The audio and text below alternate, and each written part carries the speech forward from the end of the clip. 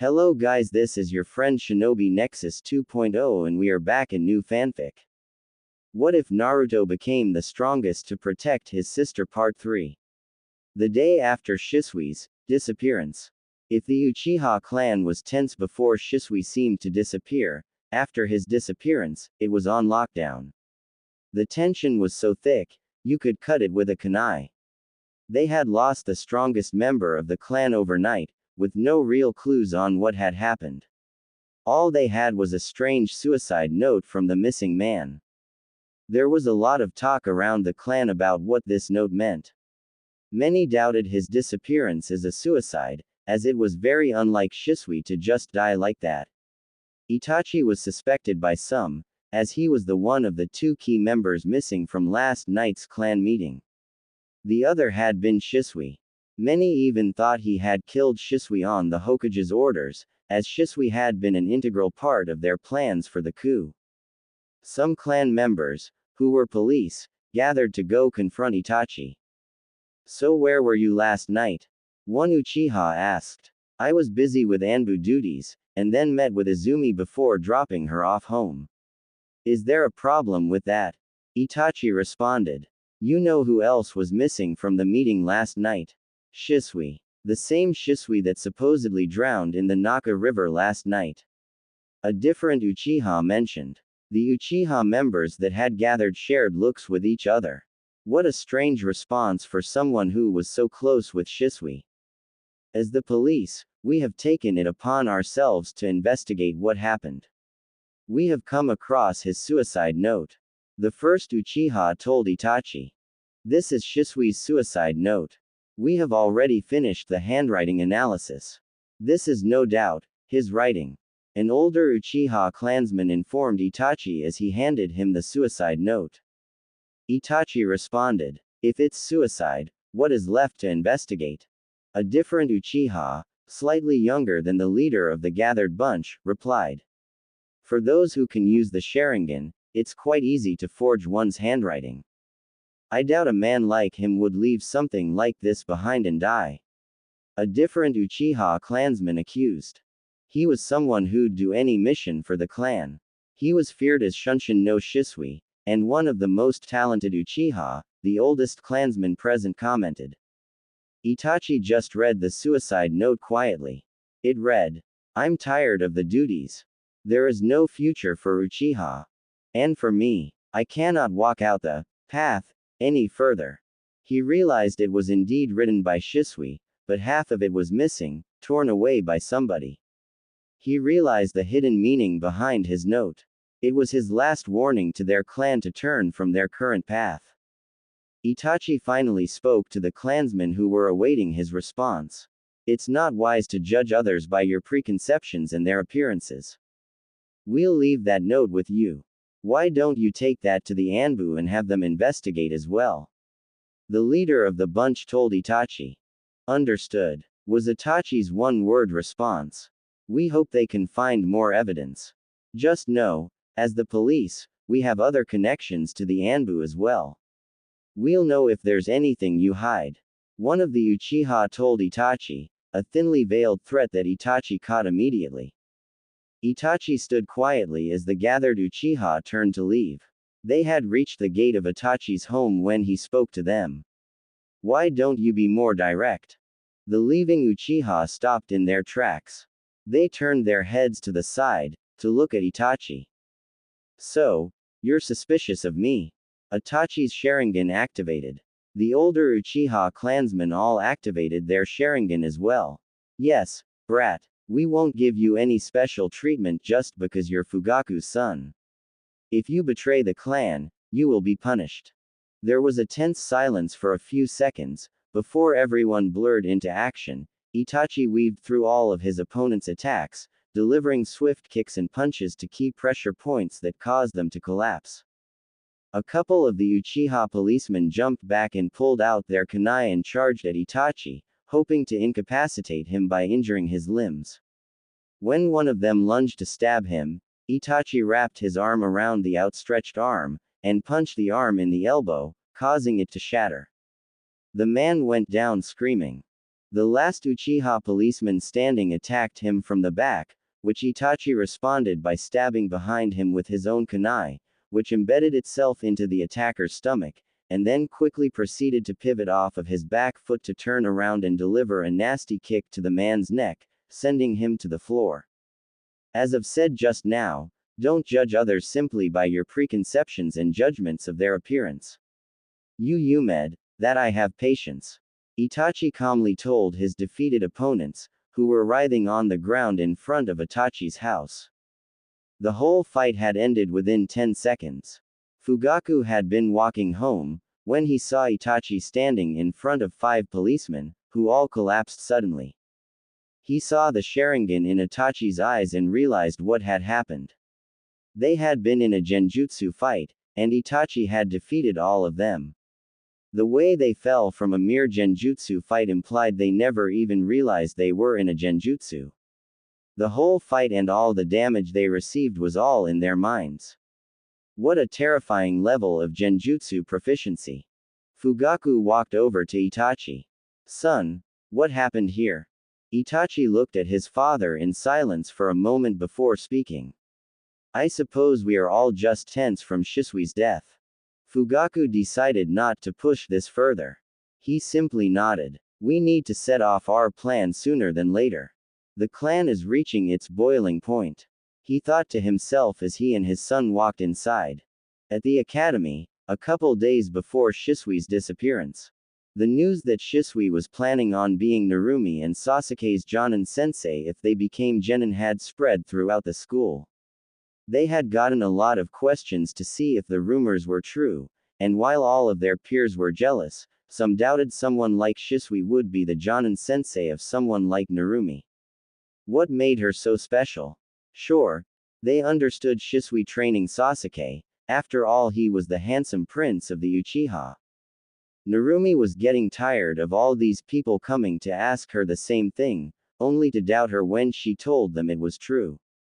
She rolled her eyes when she saw a pink-haired girl approach her with her gang of bully friends. So, we heard you're going to get Shunshin no Shisui as your Jonin sensei. Is that true? Sakura asked Narumi. Narumi sighed. Yup. Just as she expected. Another one. Yes, it's true. Now why would someone as cool as him spend time with a loser like you? You probably won't even make genin with your pathetic grades. A purple-haired bully named Amy sneered at her. Narumi was getting frustrated. Why was it so hard to believe that someone would see value in her?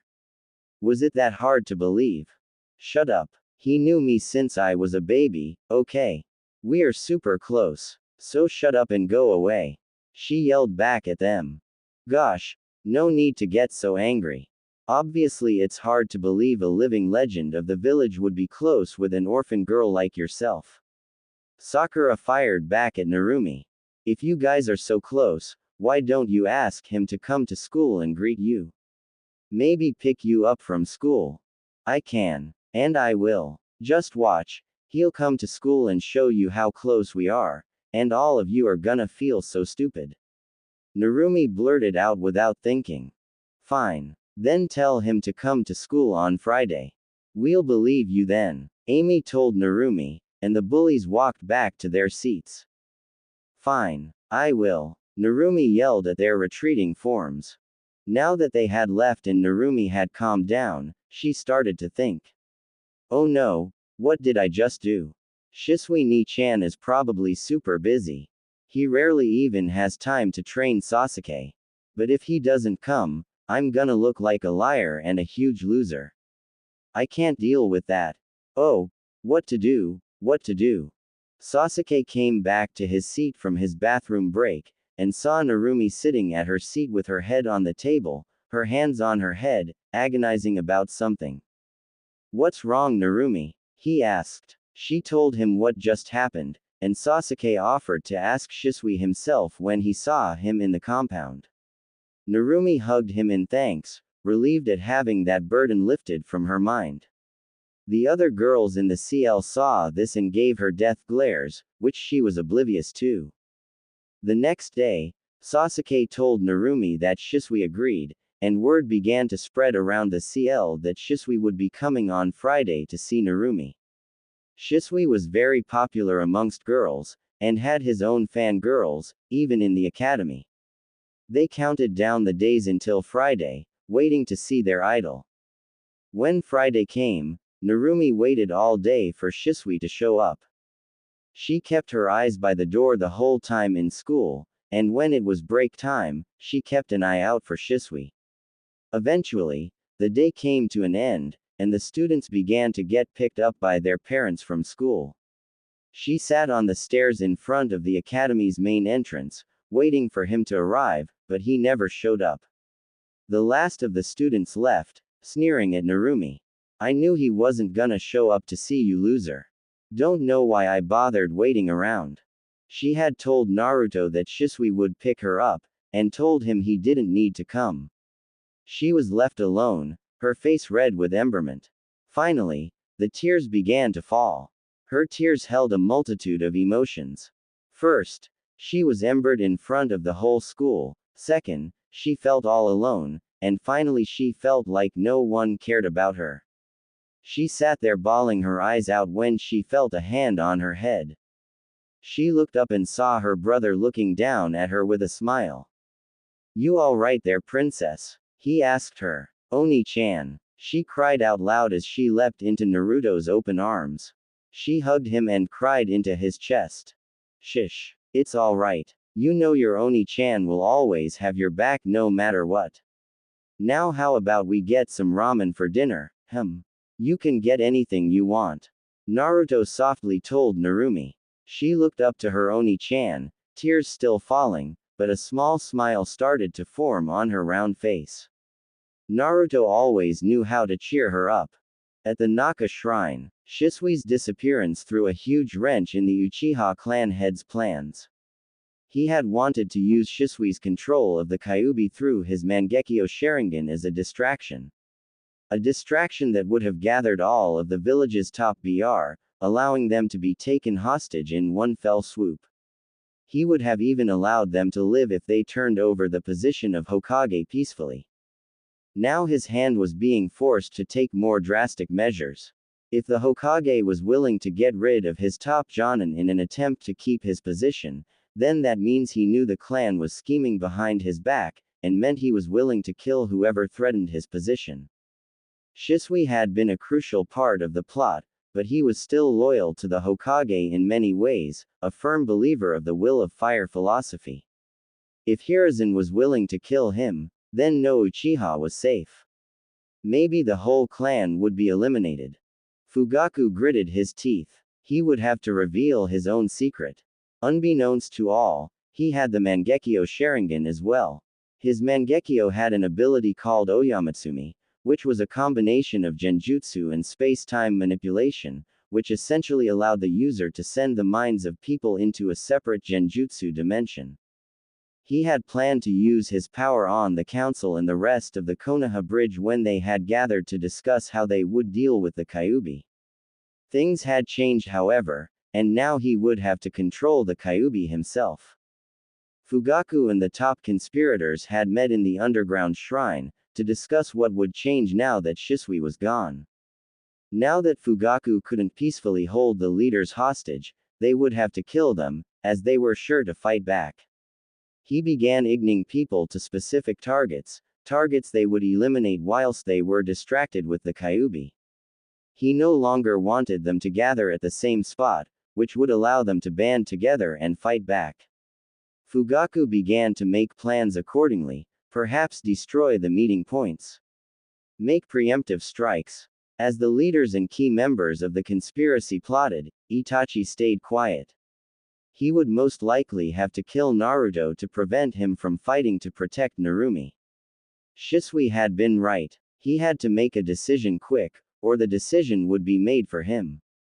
At Ichiraku's, Izumi had seen Naruto walking hand in hand with a distraught-looking Narumi, so she had joined them to see what was wrong with the red-headed girl she saw as a little sister. Narumi perked up a little seeing her, and invited her to have dinner with them, which made Naruto wince a little. Great. More mouths to feed with his poor wallet.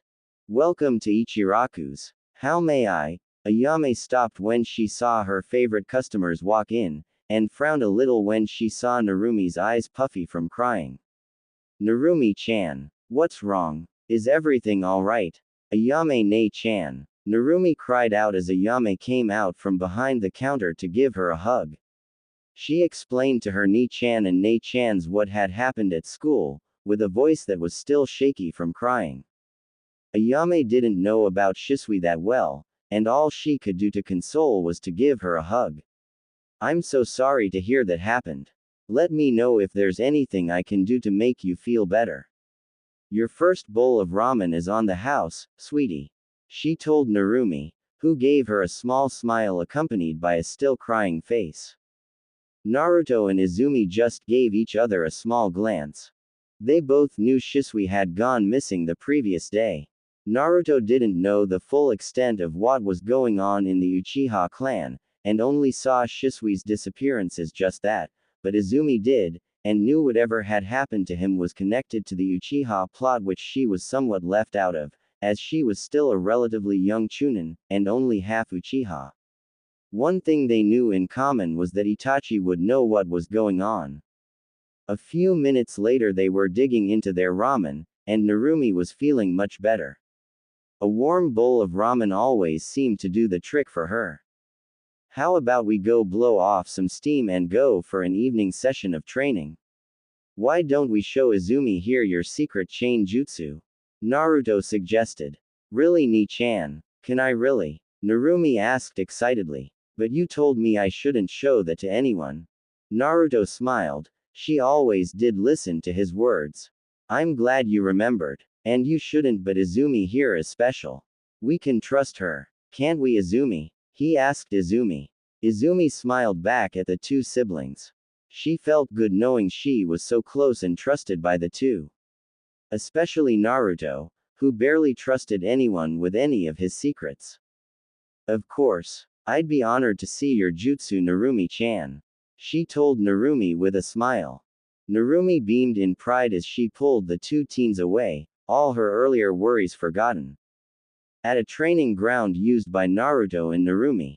At an isolated training ground that was rarely used by anyone other than the Namikaze Uzumaki siblings, Izumi watched the two spar, Narumi using her chakra chains to fend off Naruto's attacks. As she watched the two train, she couldn't help but think about Sasuke and Itachi, who she compared them to. That reminded her of the conversation she had with Itachi a few days ago. Now that Shisui was gone, it meant that whatever was being plotted was going to be changed, and pushed forward. Time was running out. She remembered her promise to Itachi not to tell Naruto, but things had changed. She was sure Naruto could help them, and she wanted to tell him so bad. She struggled internally, fighting against herself. One side wanted her to keep her promise to Itachi, while the other side wanted to tell Naruto and get the burden off of Itachi's shoulders. After a long, quiet struggle, she decided to tell Naruto.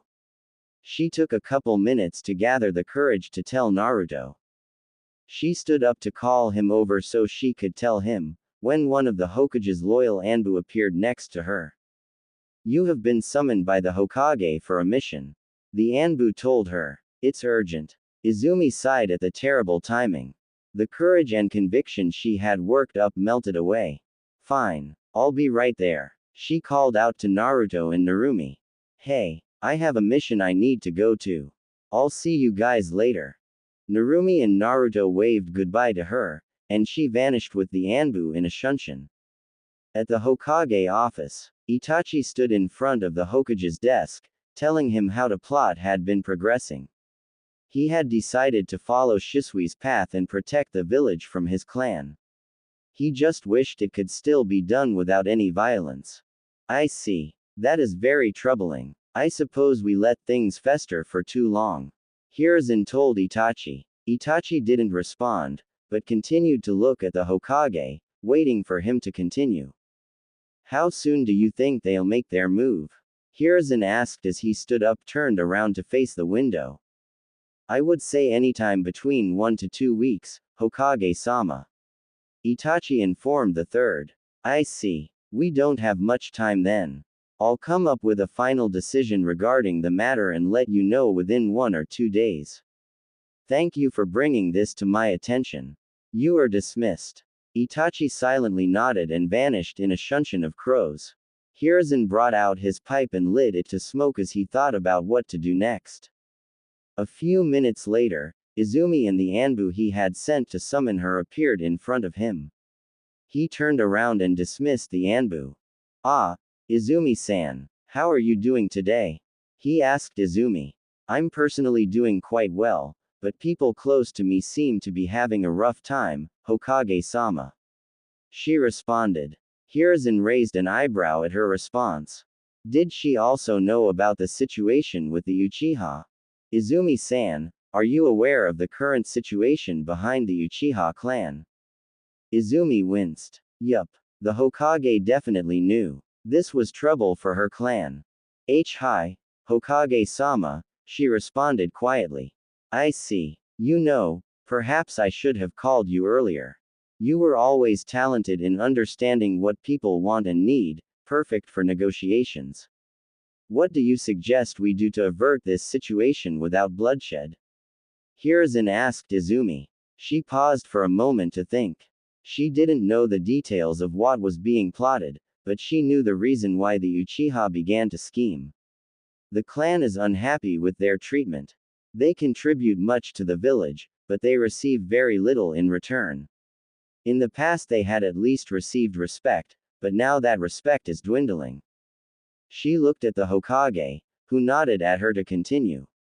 At every turn, their opinions and interests are shot down, and they feel alienated. They have no say in how the village is run, even though they are one of the founding clans, and contribute more than any other clan. They feel like they are slowly being driven further and further from the village, both physically and in spirit. They don't feel like they have the village's trust, and they have lost trust in the village as well. The Sandaime sat down at his seat again. I see. It seems I have been blind to their issues. Perhaps Fugaku's suggestion to place Itachi as Hokage was their last effort to find their place in their village peacefully. The old Hokage had many regrets. It seemed to him that he had fumbled in his treatment of the Uchiha, always asking them to sacrifice for the village, but never rewarding them properly.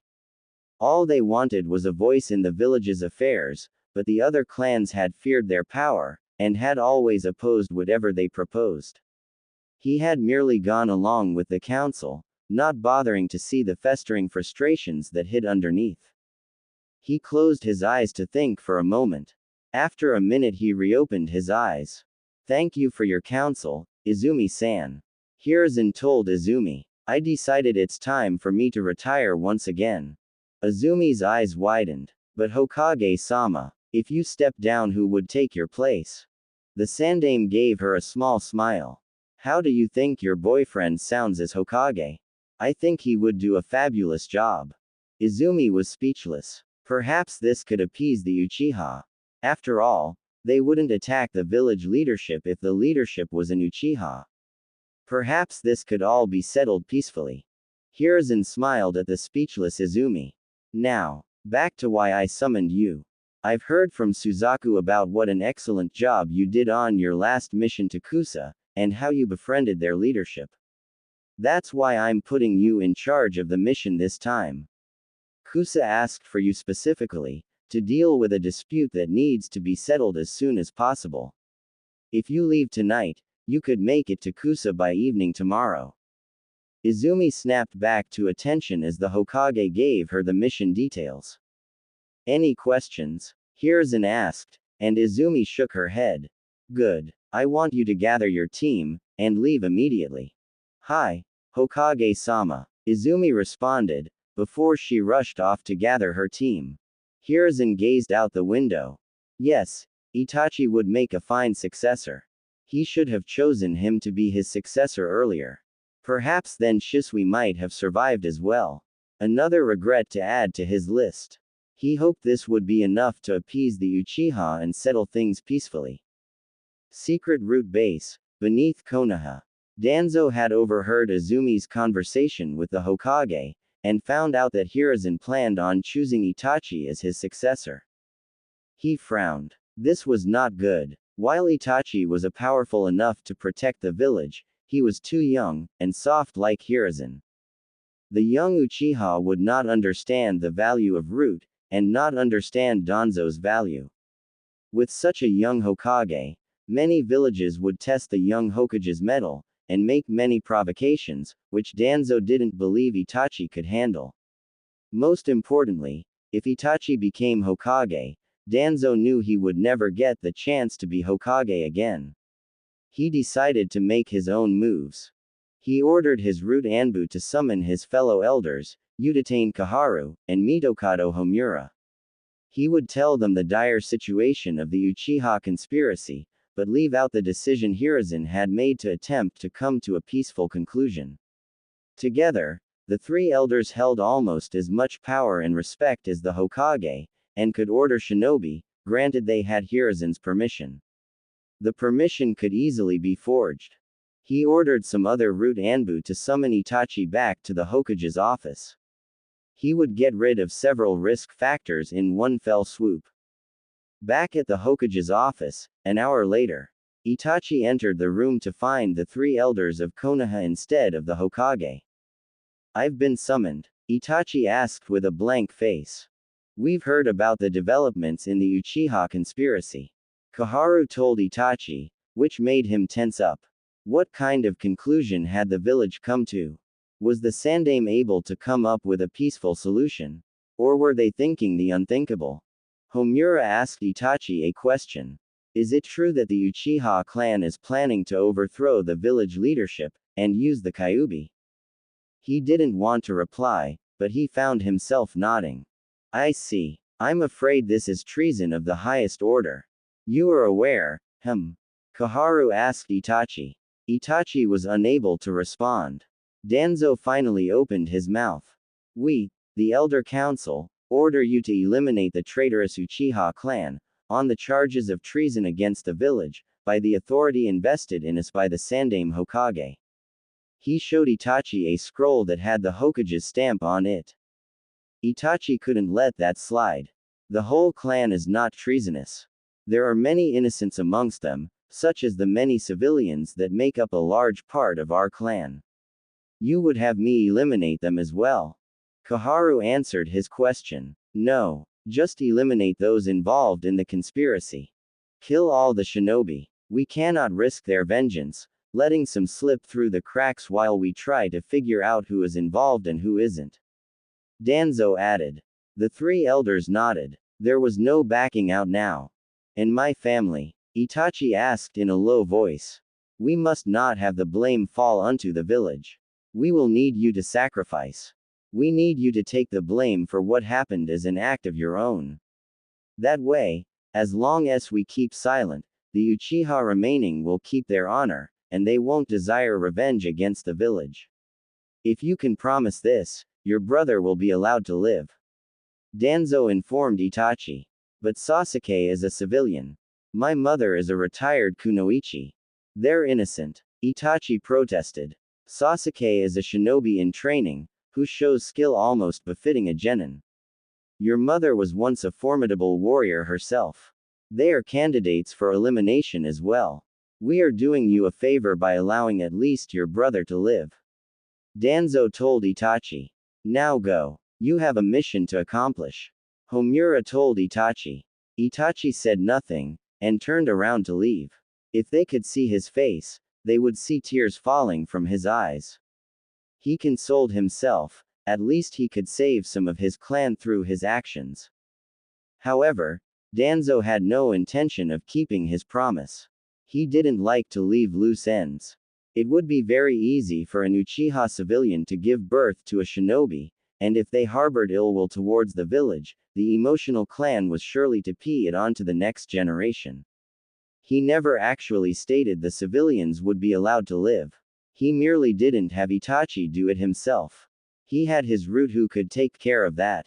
Now some might wonder why a pragmatist like Danzo would waste a valuable resource like the Uchiha clan, losing its power. To that Danzo would reply that he had no intention of losing their power. He would simply put that power under new management. At the Uchiha compound, a figure could be seen crouching over an electric pole, as he looked down at his clan. Sure, there was a lot of tension, but not all the shinobi were involved. He looked down and looked at all the faces. Some happy, some sad, some angry, some laughing. There were old people, young people, children, parents, happy couples, vendors, and all sorts of people. They were just living life. Tonight, however, everything would change, and he would be the instrument that ended their lives as they knew it, one way or another. He waited until most people left the streets and entered their homes for the night. He drew his sword from his back, and said a silent prayer under his breath for all the lives he would end tonight. Naruto in Narumi's training field. Phew. I'm beat Oni-chan. That was fun. I guess that's what they mean by blowing off steam, huh? Narumi commented to her brother as she lied on her back, looking at the stars in the sky. Their training had gotten out of hand, and gone on way longer than they had intended. Maybe they should have gone home when Izumi left. Naruto smiled at his sister. It was good to see her in a good mood again. A smile suited her much better than a crying face. It's quite late. Let's go home. I'm too tired, Ni-chan. Can you carry me on your back like you used to? The redhead asked her blonde brother. He knew she had more than enough energy to walk back on her own, but he decided to oblige. He wouldn't have long before she was too big to carry. He would cherish the moments while he could. Sure. Why not? Hop on, Imouto. Narumi sprang up with a grin and hopped onto his back. Yeah, she had more than enough energy. She rested her head against his back and shoulders, and they began to walk home. They walked back enjoying each other's company, reminiscing about fun times they had, and even the silences they shared were comfortable silences. The two were completely comfortable around each other. They were in one of those comfortable silences, Naruto almost thinking Narumi was asleep, when she suddenly perked up. Ni-chan, I'm sensing a bad feeling. It feels like a lot of people feel really sad, or scared. Their feelings are disappearing one at a time. Ni-chan, something bad is happening. It's near where Sasuke lives. She shouted out to Naruto. He remembered how her senses had saved Hinata from being kidnapped in the past, and immediately took off. He had sensed some weird vibes from the Uchiha clan recently. Itachi's strange behavior and Shisui's disappearance put him on edge. Something big was going down. When he got closer to the compound, he could sense chakra signatures disappearing, one by one. He sped up to reach the compound faster. When he reached the gates, he was shocked. He immediately put a hand over Narumi's eyes. She couldn't see this. At the Uchiha compound, there was blood everywhere. Blood on the streets, blood on the walls, blood on the rooftops. There wasn't a surface that didn't have blood somewhere. Bodies of shinobi and civilian alike were littered all over as well. Whoever had killed them hadn't discriminated against children, the elderly, civilian, or shinobi. All were treated equally in their slaughter. Narumi, don't look inside the compound, okay? I want you to hide yourself. Remember the shinobi hide and seek game we played? Hide yourself like that, okay? He instructed Narumi calmly. He didn't want her to panic, so he had to keep his cool. Despite his calm demeanor, Narumi could sense something terrible had happened. Her voice shook as she responded. Oh, okay, Ni-chan. Okay, good. Now go. Naruto sent her off to hide, as he closed his eyes and starting focusing his wind chakra across the entire compound. Once he had sensed every chakra signature in the compound, he crossed his fingers into a cross-shaped hand seal, and yelled out his jutsu. Taju Kage Bunshin no Jutsu. Multiple shadow clone technique. He formed as many shadow clones he could, while still staying in combat condition, which was around 50, a MIV number for anyone. Even the Sandame at his prime could maybe form 20 or so. They sprinted off in all directions at their fastest speed, which was pretty damn fast. The original Naruto sensed the chakra signatures he cared about, clustered around one house. He sprinted off in that direction. Naruto's clones found several strange Anbu slaughtering the civilians. He had been in the Anbu for a while now, and knew everyone in the forces, at least in Ping. He did not recognize any of these Anbu, and decided they needed to be eliminated. Now in a straight fight, no root Anbu stood even the slimmest of chances of winning against Naruto. Even his shadow clones could defeat any Chunin-level root Anbu, and was more than a match for all but the strongest of the Jonin-level root Anbu. That was in a straight fight. Naruto liked to fight stealthily, and with his unparalleled level of stealth, none of the roots stood a chance, no matter what numerical advantage they had. Naruto's clones began the process of systematically innating the root Anbu, as easily as they themselves had slaughtered civilians. His clones sealed up many of the ANBU's bodies for investigation later. Danzo argued his root Anbu were superior to regular shinobi, as they didn't have their emotions to hinder them from missions. This was sometimes true, but that also made them very inflexible, due to their single-minded drive to complete the mission at all costs. The moment the blonde had shown his face, all of them should have retreated, but they didn't. They had a mission to complete, a mission to slaughter all the Uchiha civilians. In return for their dutiful service, they were rewarded with a blade through the back of their skulls. At the Uchiha clan head's house, Fugaku knew what was going on outside, and realized his son was behind it all. Itachi had finally made his choice. He knew Itachi's heart wasn't fully in the coup, but he didn't quite expect this. However, he wasn't angry or disappointed with his son. They were both faced with a dilemma concerning the survival of the Uchiha clan. Fugaku had done what he thought was best for his clan, and put his all into what he believed was right. His son had done the same thing. He knew Itachi had to make the difficult decision of killing some in the clan, to make sure it wouldn't be destroyed outright. Cutting off a cancer, if you will. The thing that saddened him the most was the guilt and pain his son would have to live with for the rest of his life. Fugaku was a powerful shinobi in his own right. He was often compared with the Yondaime in terms of power, and his name struck fear into the hearts of the enemy in the Third Shinobi War. With his Mangekyo and his experience, he was even stronger than Itachi was right now. He knew he could beat Itachi, but decided to face his fate rather than harm his own son. He would entrust the future of the clan to him tonight. He went to his wife, and shared a look. Her lips were shaking, and there were tears in her eyes. He gave her a peonate kiss, and the two sat down at the table in their living room, hand in hand, and awaited what was coming. Itachi soon slid the door to the living room open, his Sharingan blazing, and covered in blood.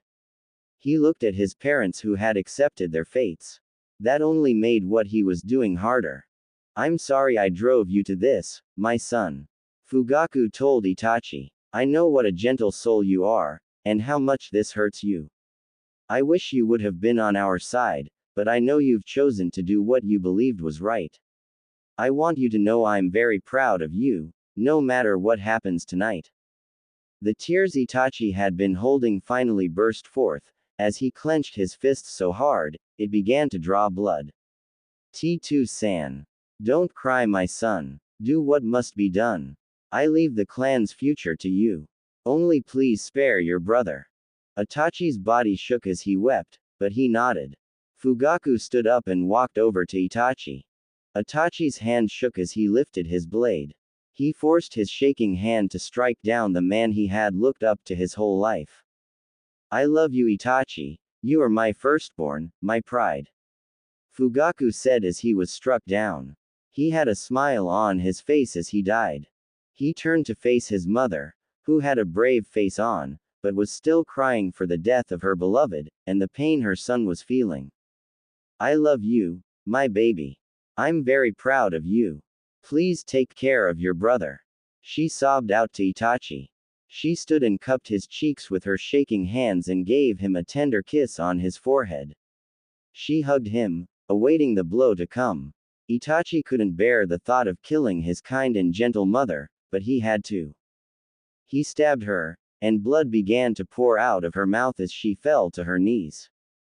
Itachi lifted the sword above his head, and brought his sword down to end the life of the woman who had given birth to him, who had given him all the love he could have asked for, who had raised him and nurtured him.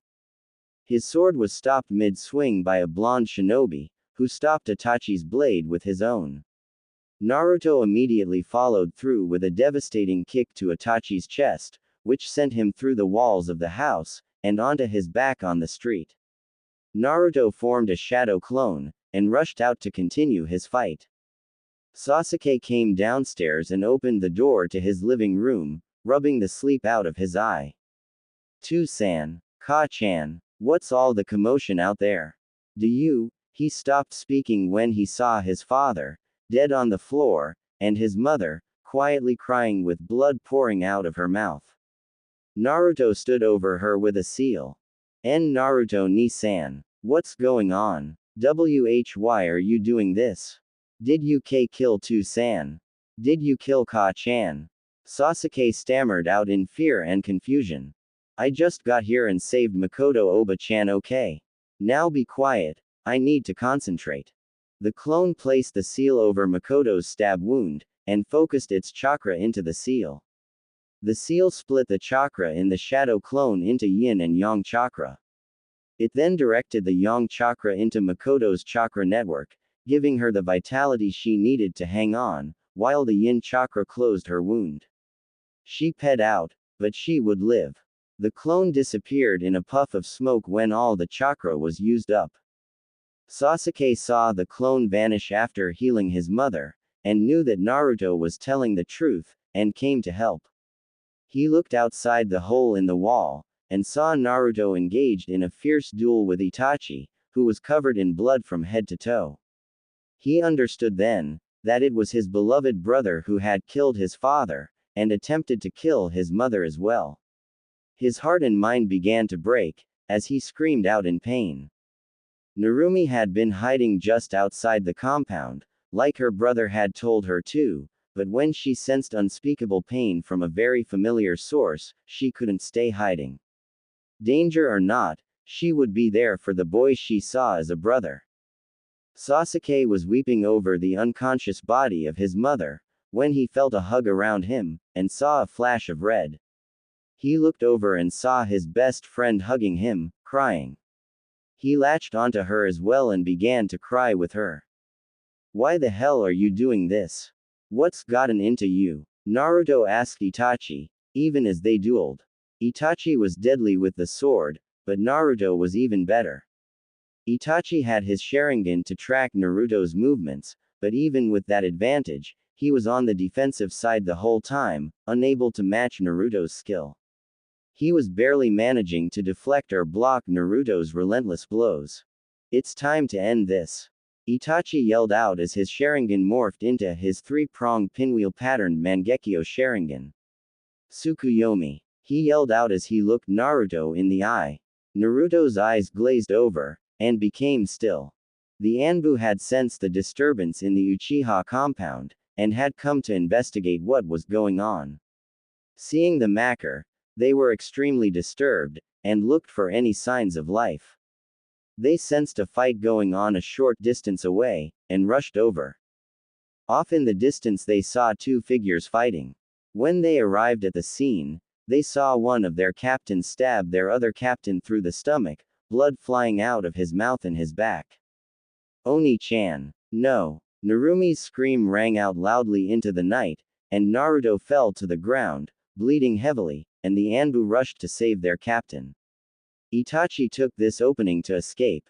Narumi pushed the Anbu out of the way, and fell over her brother, crying her eyes out.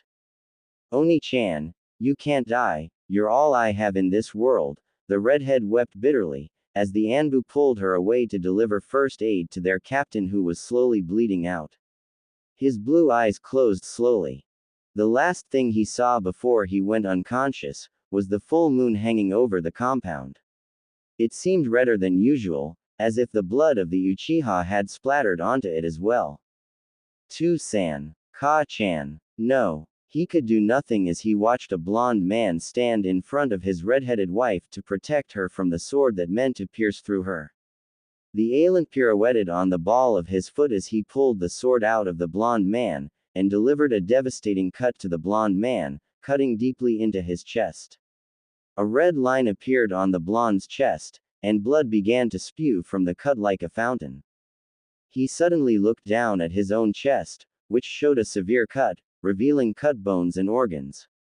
Strangely, he felt no pain, but he fell on his knees. He looked behind him to see the face of his crying mother, a face he hadn't seen in 7 years. Ka-chan, he whispered softly.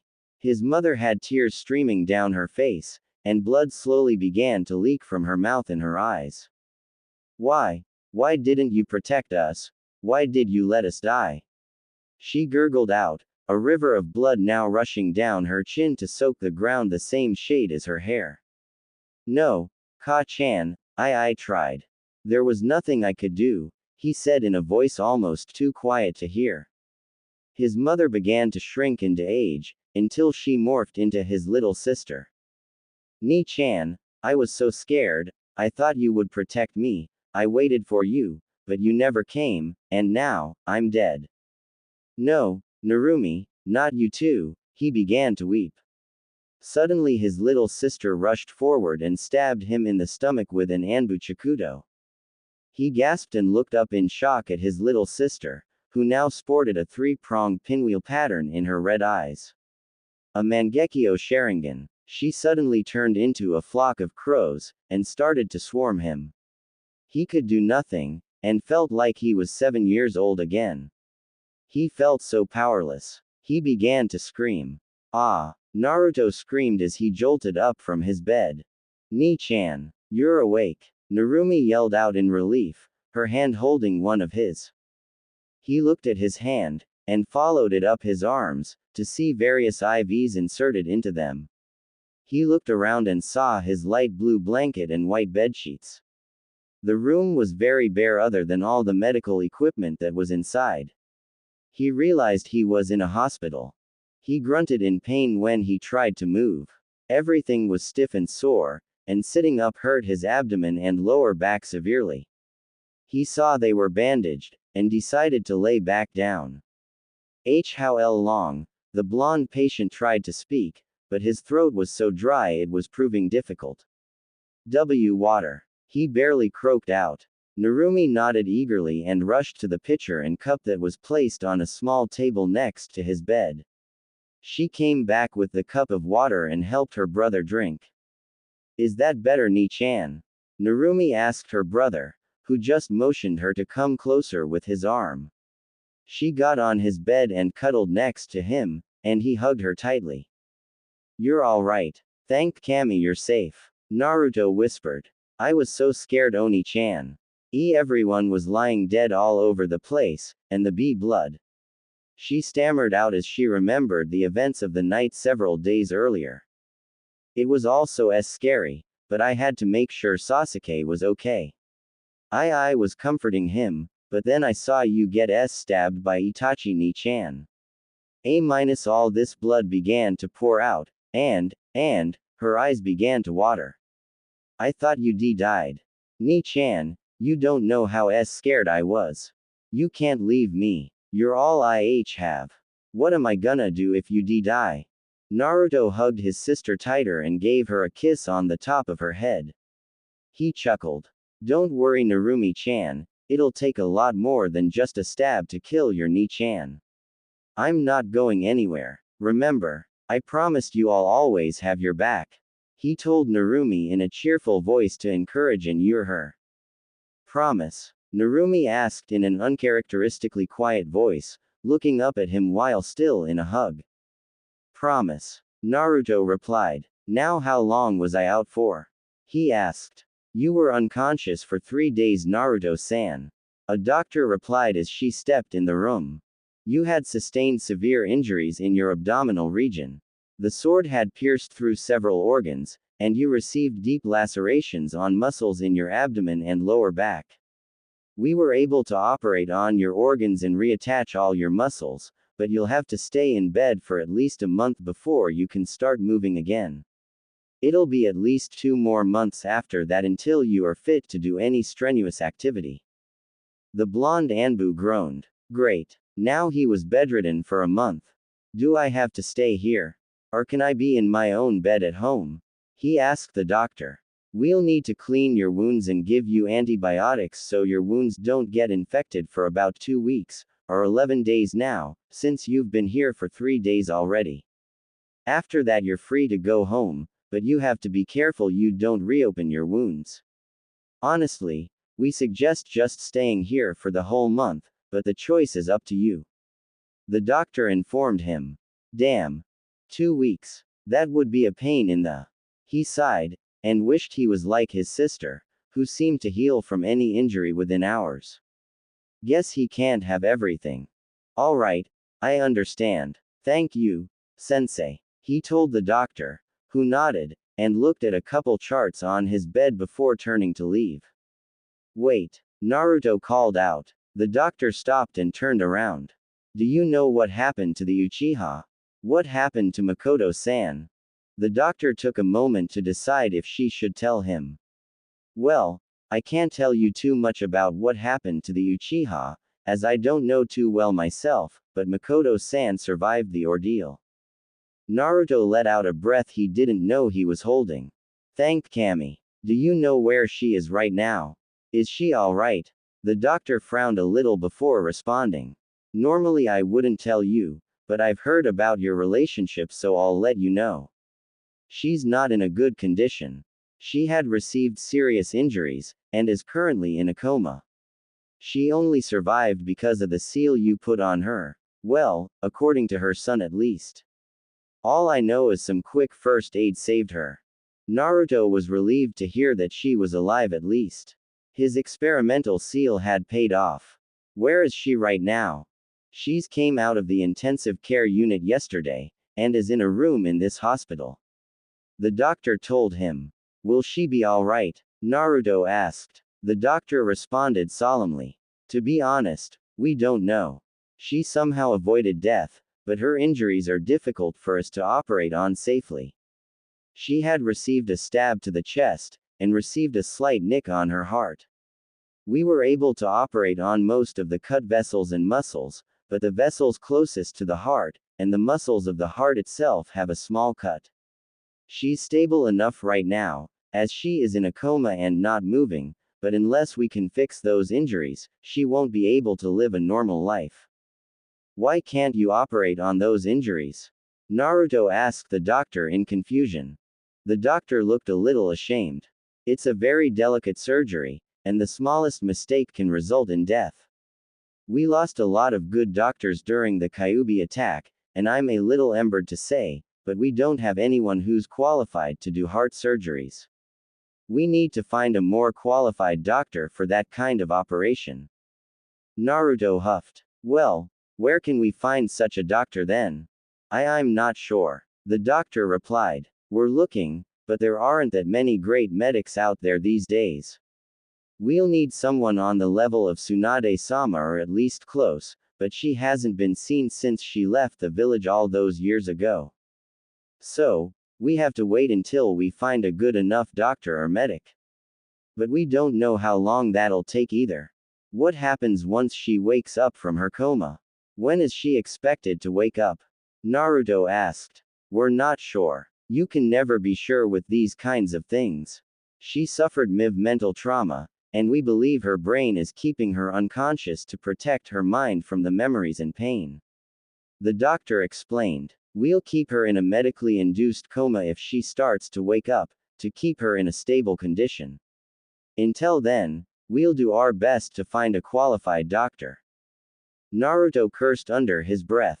He hated not being able to do anything to help his precious people, and he hated waiting for something with no definite time frame, or something that might never come along. Can't believe there's nothing we can do to help. He muttered under his breath. Maybe we can go look for this Tsunade person when you feel better, Oni-chan. Narumi told Naruto to cheer him up. Yes, that could work. I'll find that damn Sanin, and drag her to Konoha kicking and screaming if I have to. Naruto thought to himself. That's a great idea, Narumi-chan. Naruto told his sister with a smile, and ruffled the top of her head, as she was now sitting next to his bed again. Guess all there is to do, is to get well quick, huh? The blonde teen told his sister, who nodded. Hokage's office. Sarutobi Hiruzen sat in his chair, as he faced the window. He was smoking from his pipe, trying to clear his head. How could this have happened? Right when he found a peaceful solution, Itachi goes mad and kills everyone in the clan. That was very unlike Itachi. He was a pacifist by nature, only driven to kill due to his shinobi profession. Still, he hated killing, and only killed when he absolutely had to. Did he decide this was the only way to solve the situation? Didn't Itachi trust him to come up with a better solution? If he only waited a day, he would have become Hokage, and the whole situation could have been averted. That made Hiruzen wonder as well. Itachi wasn't known for being brash and reckless. Why would he decide by himself to kill his whole clan? He would have at least consulted with somebody before carrying out a mission of this scale. This whole situation didn't make any sense, and Hiruzen suspected there was more to it than what met the eye. Both the solution he came up with, and the way he came up with it and carried it out without consulting him was very unlike his modus operandi. He thought about the evidence the Anbu had found, and tried to piece the puzzle together. There was nothing that stood out blatantly, but there were small details that bothered him. The shinobi and civilians of the Uchiha clan were both killed by blades, which made sense, as it would draw much less attention than jutsu. Most would assume same weapon used for murder meant same killer, but Hiruzen knew better than that. He knew people had a signature. Not like leaving a handkerchief behind each crime scene as a calling card kind of signature, but more like people's tendencies, habits, and psychology leaving behind their trace in how the murder was done. A vicious killer might strike multiple times, leaving multiple wounds behind. A more conscious killer might leave a single wound. The location of the wound could indicate whether the killer had knowledge of the human body. A scared killer may leave a deeper or shallower wound, depending on if they try to overcompensate for their fear, or let their fear overcome them. The wounds found on the Uchiha were similar in the fact that they were delivered by a blade, but there were also slight differences. The shinobi were both stabbed and slashed, in locations that would kill quickly, as to make sure the victim didn't suffer as long. The civilians, however, were all slashed across the throat. Why the uniformity in one group, and variation in the other? Hiruzen began to suspect there was more than one killer. Which meant someone else was involved. This explained why none of the incident had Itachi's fingerprints on it, despite him being one of the known killers. He was influenced by a different party to do what he did. Who would be able to influence someone like Itachi to kill his own clan? It had to be someone high up. Hiruzen gritted his teeth and his blood began to boil in rage, as a prime suspect came up in his mind. Danzo. At the academy, the door slid open, and some faces they hadn't seen in several days walked in. They were glad to see one of the few survivors of the Macker, and the prince of the clan, and their hearts, come back to their CL unharmed. At least physically. As for the redhead, some of the colder-hearted ones wished she hadn't come back.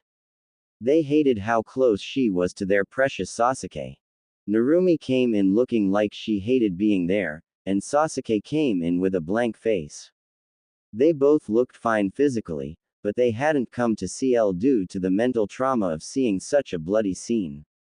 Narumi was dealing with it a little better, and some sessions with Yamenka Inoichi had been proving very fruitful. Sasuke was dealing with it terribly though. The death of his clan was extremely traumatic for the boy, and seeing his father dead and his mother dying, well, it nearly broke him. Right now, It seemed his mind was barely hanging on by a thread, the thread being the hope of his mother making a recovery, and he had closed himself from everyone. Sasuke-kun, are you alright? Do you want to talk about it? Do you need a hug? Sasuke-kun, do you want to hang out and take your mind off of things? Many of his fangirls tried their best to make him feel better, or get him to open up to them, but he didn't respond to any of them. This just made him even more desirable to them. A handsome boy with a tragic past. A hurt boy who opens up to and falls in love with the person who helps him heal. A dark boy that only they can change. It was straight out of a story. Their minds were running through the scenarios, as if this was a game for them. A game of love, where they would compete with each other to be the heroine of this love story. His silence only made him more tantalizing. They would get him to open up to them, one way or another. Even the seven had a tough time getting Sasuke to speak to them. He still would respond with grunts or a nod or shake of the head, but his mouth stayed closed. The only person he would speak to was the girl who had been there for him when he was at his most vulnerable. Narumi. This, however, just made his fangirls hate her even more. At the hospital, after school. Oni-chan. I'm here again. Narumi announced as she slid Naruto's hospital room door open with her foot. Her arms were occupied with the tower of takeaway ramen bowls she had brought over. Brought your favorite. Naruto was happy to see his sister, but also happy to see the ramen she brought along with her. He was getting sick of hospital food, and his sister had the good sense to bring his favorite food. She didn't need to bring so many though. He would have 2, maybe 3 bowls tops, and she would eat, more like inhale, the rest. Guess who paid for it all? That's right, his poor wallet. Still, he appreciated the gesture and the company. Narumi had been visiting the hospital with Sasuke every day after school, and she'd come to see Naruto, while he went to see Makoto. Sasuke sat at the table near his mother, and would work on his homework, and study there, while waiting for any sign of his mother waking up. Naruto was conscious, so Narumi was able to do a lot more with Naruto. Due to his injuries, Naruto was taken off the active duty roster, and had a lot more free time. So, when Narumi came to visit after school, he was able to give her a lot more attention, and help her with her studies and schoolwork. One day, Narumi came into the room, looking very guilty and embered. She had received her report card, and was scared to show Naruto, who had to sign it. When he saw how terrible her grades were, Naruto became scarily quiet. Narumi knew he was scarier when he became calm like that, and began to grow apprehensive. Narumi thought it was because she had bad grades, and she started to pale. Naruto knew how useless most of her instructors besides Iruka were. They barely gave her any attention, whether she did well or bad, and gave her the bare minimum of their effort. Just enough to prevent, in their minds, giving Naruto a legitimate reason to unleash his fury on them, but definitely not enough to be helpful to Narumi. He hadn't expected it to be this bad though. Some of the instructors had gotten carried away in their subtle mistreatment of the Kyuubi brat, and some even forgot about Naruto it seemed. They nitpicked and marked her down for anything they could, even on the subjects she did well in, to make sure she had nothing to feel good about. Iruka tried to help her, but as the main teacher, he had too many students to worry about, and could only help so much. Narumi. Naruto said in a low voice. Narumi gulped. Here it comes, she thought to herself. Why yes Oni-chan, she replied. Naruto realized she had mistaken his anger at being directed towards her, and quickly calmed himself down to assure her everything was alright. Narumi, I'm not mad at you, so you don't have to be so nervous, okay? He chuckled. Narumi let out a breath she was holding in relief. That's good. I was scared for a sec. So, what's up Oni-chan?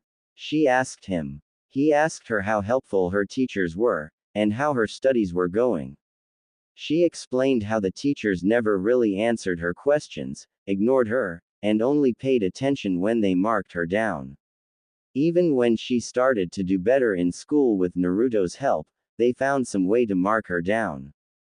You know what, Narumi? Don't worry about your grades anymore, Naruto told her.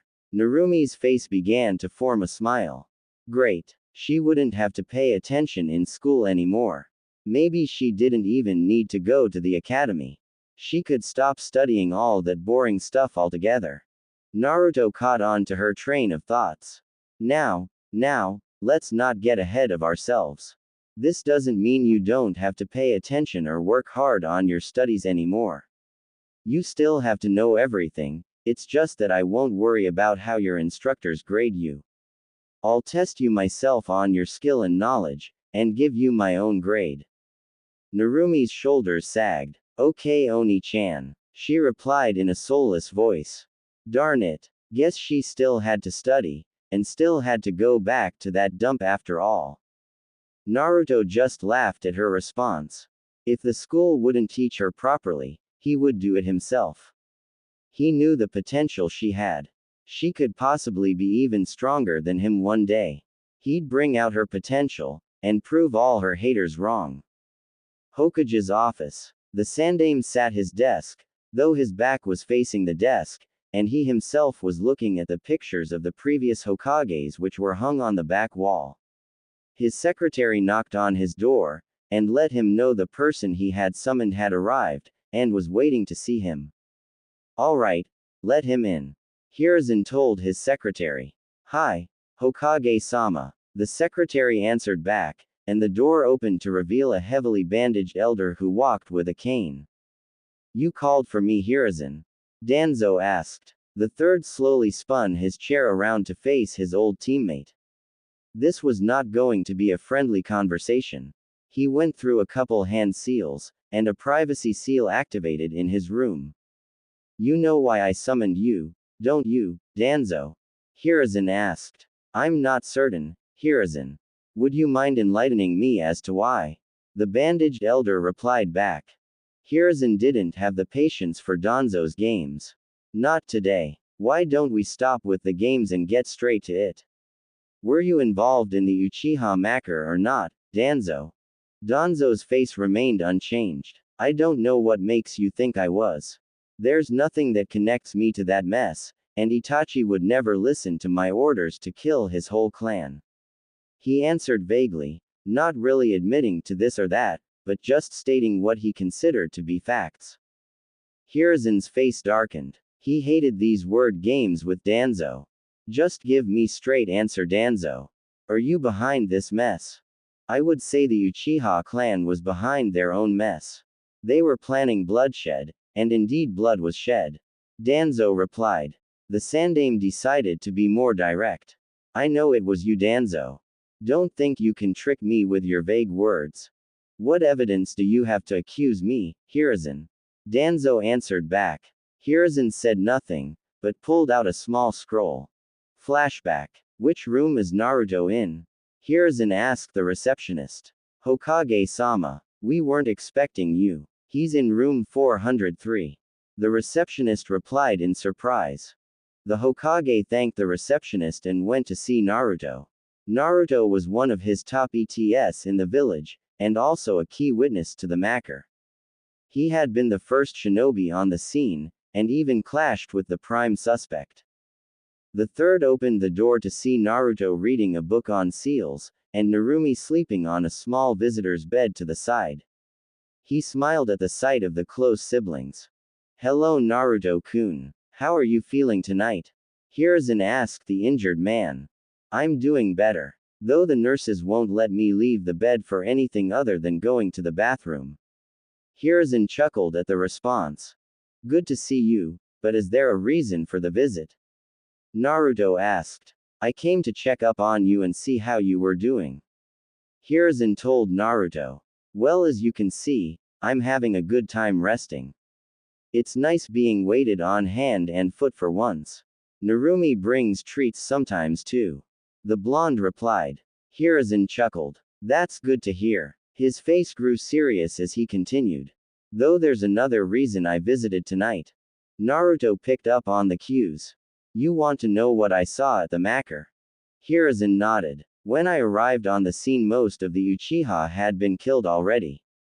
I sensed several chakra signatures, so I created clones to investigate. A single eyebrow on Hiruzen's face was raised in question. So, there were multiple people on that compound that were still alive when you arrived. Hi. When my clones located the chakra signatures and arrived at their location, they saw several Anbu-looking shinobi killing the civilians. Naruto replied. The third's jaw clenched. Several Anbu, you say? Hi. Though they weren't like any Anbu I'd seen before. I'm pretty familiar with everyone in the Anbu and they didn't match any of them.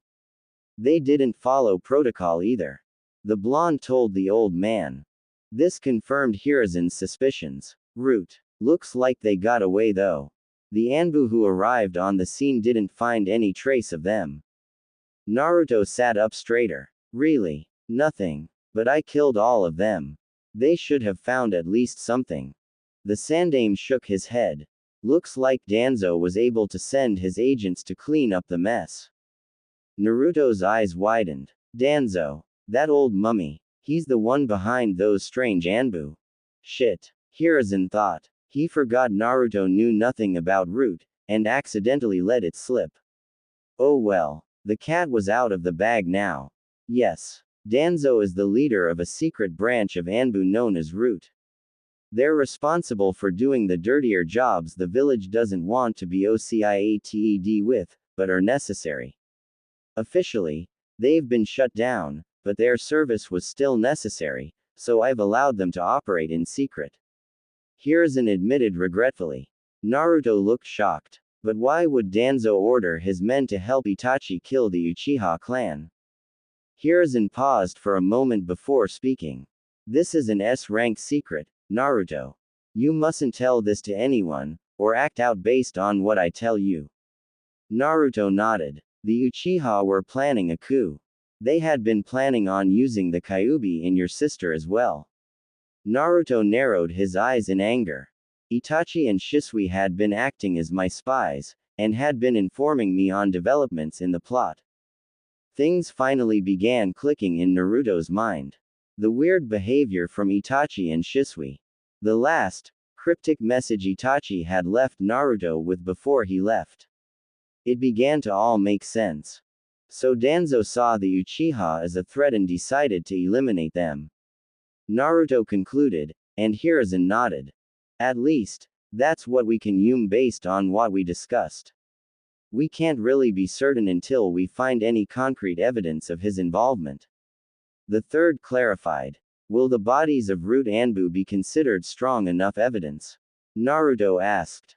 Perhaps not to most people, as they aren't even aware of their existence, but it'll be considered very strong evidence to those who know. Such as myself. The Hokage replied. Naruto said nothing, and quietly pulled out a small scroll. He handed it over to the Hiruzen. Flashback end. Danzo looked at the scroll with his one visible eye. This is your evidence. A scroll. Hiruzen shook his head. Inside the scroll is evidence that others were also present in the Macker. Evidence that Itachi wasn't acting alone. Evidence that whoever has authority over these other aliens is behind the Macker. Danzo kept up his stoic facade, but inside he was raging. He could guess what was in that scroll. He thought he had cleaned up all of the evidence. That damn son of the Yondaime must have gotten involved. He was probably the one who killed his agents, preventing them from completing their mission. He hated loose ends. I did what had to be done to make sure the village was safe. Danzo told his old teammate. We could have kept the village safe without killing an entire clan. Danzo. You understand that this is treason as well. Hiruzen yelled at Danzo. And what was your solution? Handing over the hat to a boy to appease a clan that was prepared to commit treason to get what they want. What kind of precedent would that set for other clans? This is your problem, Hiruzen. Rather than doing what must be done, you would rather roll over on your back to appease everyone. It was the problem for the Hyuga incident, and it was the problem with the Uchiha as well. Anyone who threatens Konoha must serve as an example to others, why they should never consider making an enemy of Konoha. Danzo replied in his defense. You've just eliminated an entire clan in Konoha. One of the founding clans, and one of the most important clans. Who's to say you're not a threat to Konoha? The Sandaime asked Danzo. I suppose you could reveal my actions and have me executed then. Why don't you reveal that I ordered the execution of the clan because they were planning a coup against the village? I'm sure the rest of the village would love to know the true face of the Uchiha. They would love to show their appreciation to the few that remain. I'm sure knowing their governing leaders allowed a coup to be planned behind their backs, and couldn't come up with unified response for months would give them much faith in the leadership. I'm sure the other clan heads would love to know that all they need to do to become Hokage is to plan a coup. Danzo listed off. Hiruzen gritted his teeth. The truth would cause the villagers to lose faith in the leadership. Konoha was still in a bad position from the Kyuubi attack, but adding political unrest. Showing such a weakness to the other major villages was basically an invitation for an invasion. It was practically a death sentence. As much as he hated it, he would have to let Danzo go with a slap on the wrist. This isn't over, Danzo. You will not be allowed to act so freely anymore. I'll be watching you closely from now on. Hiruzen warned Danzo. Danzo merely nodded. Is that all? Hiruzen said nothing, and Danzo hobbled out, the clicking sound of his cane ringing out through the hallway. Hiruzen clenched his fists and slammed them on the table. He hated this job sometimes. With Izumi. Izumi returned from her mission to settle a dispute in Kusa. It had been almost 2 weeks since she left. It was the first time she had led a mission herself, and she had done a spectacular job. She dismissed her team, and walked down the streets towards the Hokage's office to give her report. She had strengthened the bond between Konoha and Kusa further with this latest mission, and Kusa had sent over some agreements for the Hokage to look over and sign. She was in a good mood, and was excited to tell the Hokage. She walked down the street with a smile on her face, as she was glad to be back, and glad to see her boyfriend again, who she had missed. He would be Hokage soon. She blushed. She would be the girlfriend of a Hokage. Her mom would be so proud. It wasn't like she was dating him for status, but wow, what an honor. Her good mood was interrupted slowly, as she noticed the strange looks the villagers gave her as they whispered to each other. What was that look? Shock, sadness, pity. Why would they give her that look? Was her mom sick or something? Was someone hurt? Maybe Itachi got hurt on a mission. All these scenarios began popping up in her mind, and her good mood was gone. She rushed over to the Hokage's office. Not only did she have a report to give, but some answers to get. Surely the Hokage knew what was going on. At the Hokage's office, Uchiha Izumi here to give her report of her latest mission, Hokage-sama. The Hokage's secretary called out. Hiruzen sighed. The news would break her heart, after he had filled it with hope not 2 weeks ago. Send her in. Izumi walked in with a nervous look. Uchiha Izumi here with the report of the latest mission, Hokage-sama. He motioned for her to continue, and Izumi gave her report. Despite the excellent news the Hokage received from the Uchiha Chunin, he was only able to give her a forced smile. He really didn't want to tell her the things he had to. Excellent work, Izumi-san. The Hokage replied in response to her mission report. Izumi couldn't hold back her curiosity any longer. Hokage-sama, is there something wrong? I've been sensing a weird atmosphere in the village, and the villagers have been giving me the strangest look. It was like they pitied me or saw me as a ghost or something. Hiruzen sighed. He hated to do this, but he had to. Mind if I call you Izumi-chan? Izumi shook her head. Hiruzen wanted to be more personable so it wouldn't come across so stiff. Thank you, Izumi-chan. Now, I'm very sorry to be the one to tell you, but there's been a tragedy while you were on your mission. Azumi's heart sank. Her mind began to go to the one thing she had hoped the tragedy wasn't related to. You see, just after you left, Itachi had a change of heart. Before I could inform of our plan to make him Hokage, he decided to kill the entire Uchiha clan. It seems he finally cracked under the pressure. He lied reluctantly. Azumi's world began to fall apart, and she began to feel dizzy. No. Hiruzen got up and got a seat for Izumi. She basically collapsed into it. He wouldn't. Itachi-kun hated violence. Why would he kill the whole? Izumi stopped mid-sentence. Did he kill my mother as well? How about his own mom? Sasuke. Hiruzen gave her a cup of water to calm her. Fortunately, there were some survivors. Mostly civilians. Your mother, Makoto, and Sasuke all managed to survive. Azumi's face began to regain some of its color. Thank Kami, she said quietly. At least not everyone was dead. Indeed, replied the third. We were fortunate Naruto was able to arrive at the scene in time. He was able to fight off Itachi, and prevent him from killing everyone. Izumi would have to thank Naruto. I have to thank him. Where is he right now? Currently he's in the hospital. He sustained a somewhat serious injury in his fight with Itachi. He's recovering well however. Hiruzen replied. Hiruzen could see Izumi needed to get out of the room, and wanted to see Naruto immediately. He dismissed her, and Izumi basically sprinted out of the room. Hiruzen fell back into his seat. Well, that went better than expected. Truthfully, he wasn't quite ready to console a crying teenage girl. At the hospital, Naruto was going over a new version of his experimental seal one more time. With the newest additions, he was sure it would be twice as more effective. He put the seal down and looked at Narumi, who was focused on her calligraphy for seals.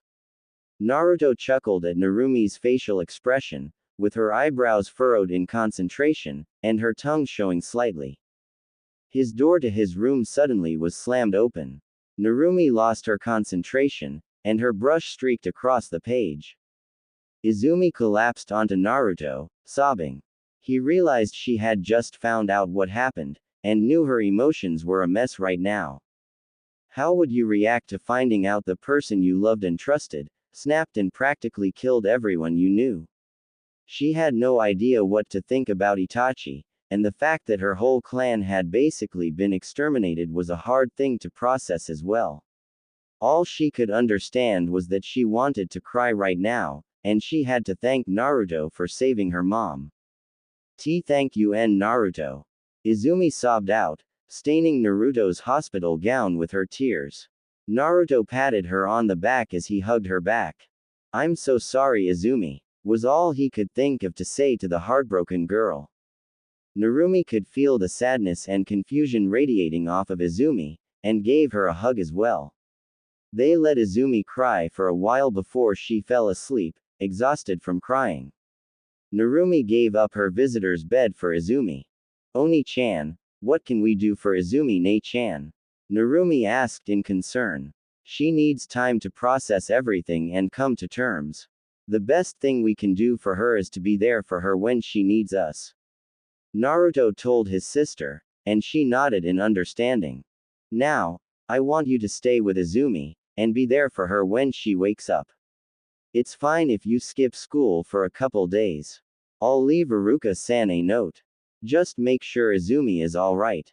She won't be able to see the rest of the surviving Uchiha for now, as they are under Anbu guard until they clean up the compound and figure out what to do, so you'll have to be there for her, okay? He told Narumi.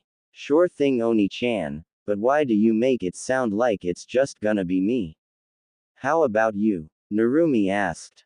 The blonde gave her a scheming smile. I'll be gone for a couple weeks.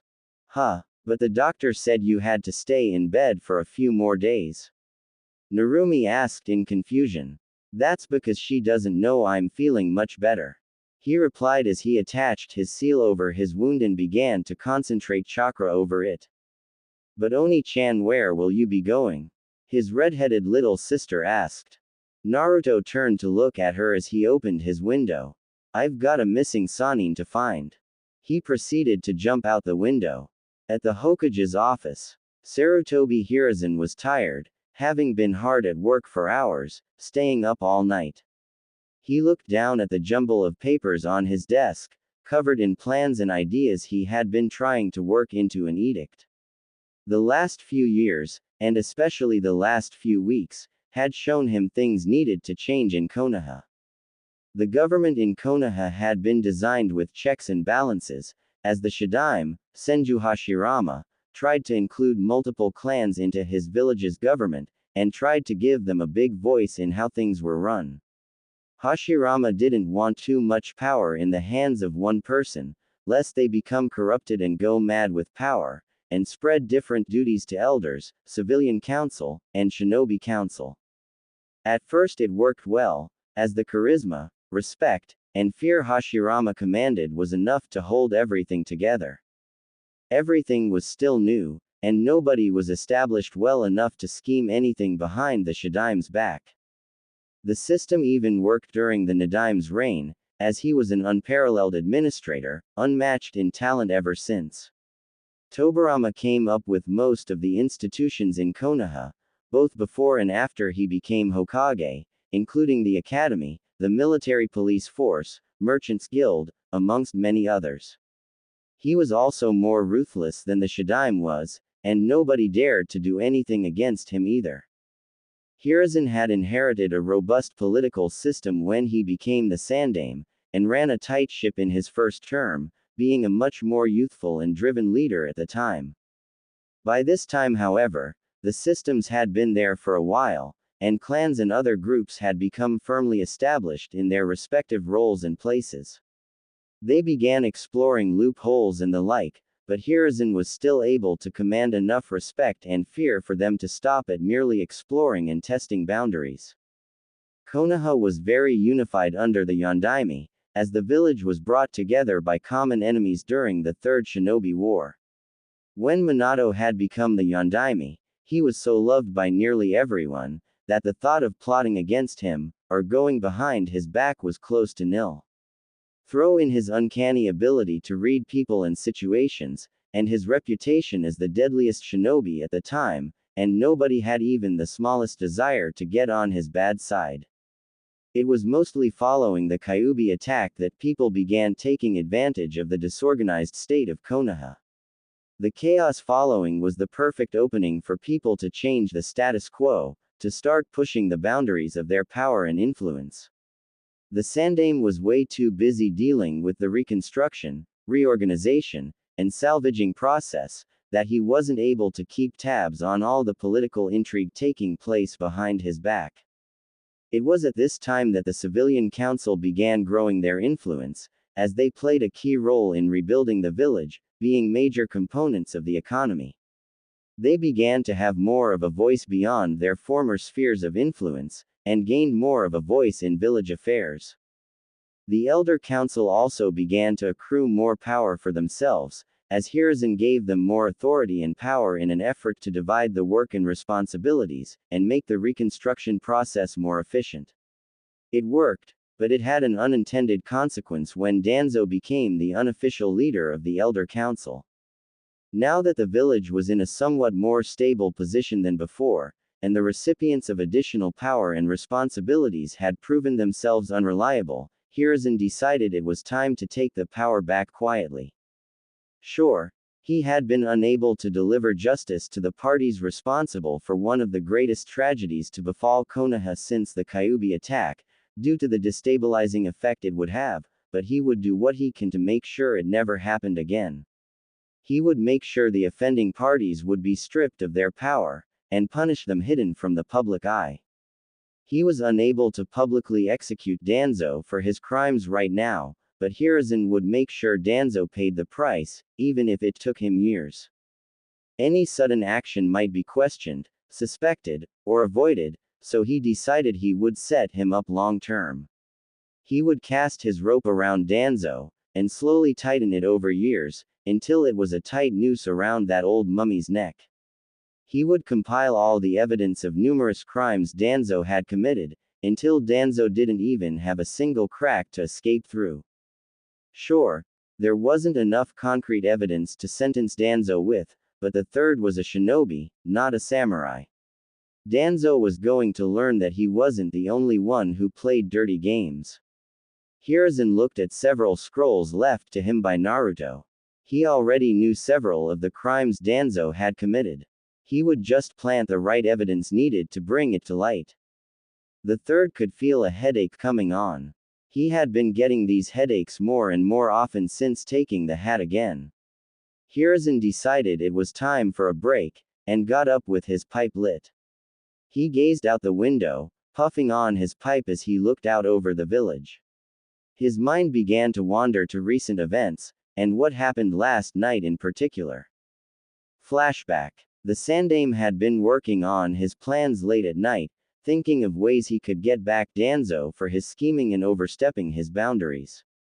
He was thinking of all the unanswered crimes Danzo got away with, and decided it was soon time for a reckoning. The only problem was Danzo was very good at cleaning up after himself.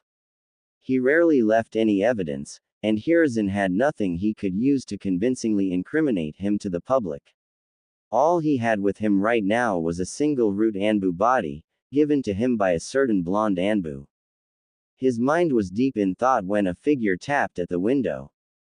Hiruzen immediately tensed up, and got ready for whatever was to come. He relaxed when he saw the boy he was just thinking about. He smiled and motioned for him to enter. "Hello Naruto-kun. What brings you to my office at this late hour? If I'm not mistaken, are you not supposed to be bedridden for a few more days?" The third asked Naruto.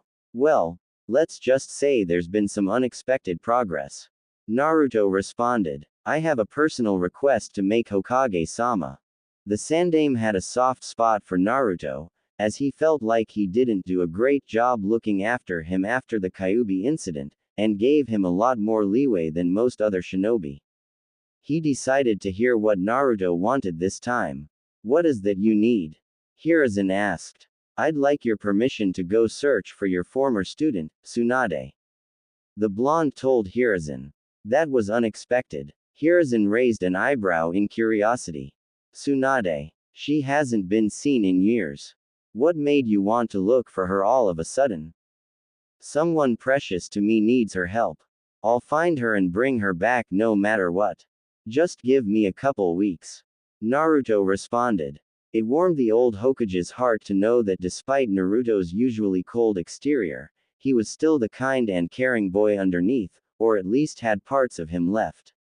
He could guess who he wanted Tsunade's service for. "It's Makoto-san, isn't it?" Naruto responded with a nod. Hiruzen decided to give him his blessing. "Go. Make sure you bring her back. The village could use her talents. It's time for her to get over her loss." Naruto saluted the Hokage and prepared to leave, when Hiruzen suddenly had an idea.